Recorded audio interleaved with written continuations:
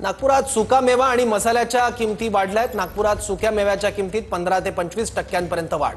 अफगाणिस्तानातून येणारा सुका मेवा आता दुबई मार्गे भारतात। वाहतूक खर्च वाढल्याने सुका मेवा मसाल्याच्या किमतीत वाढ झाली आहे। याचा आढावा घेतला आपल्या प्रतिनिधींनी, पाहूया।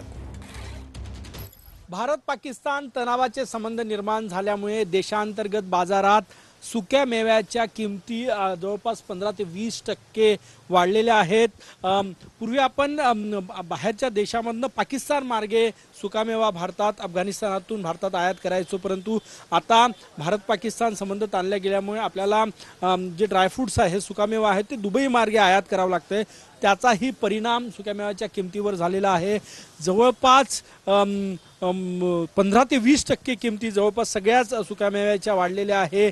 जी खसखस आहे, त्या खसखसची किंमत जवळपास 250 रुपये किलो वाढल्याचं व्यापारी सांगतात। 100 ते 400 रुपयापर्यंत प्रति किलो सुक्यामेव्याच्या किमतीमध्ये वाढ झालेली आहे। शहाजिरे जे 750 रुपये किलो होते ते आता 950 रुपये किलोवर गेलेले आहेत। त्यासोबतच मसाल्याचे जे पदार्थ आहे त्याच्या किमतीही वाढलेल्या आहे। कॅमेरामॅन सचिन सयामसह गजानन उमाटे, TV9 मराठी।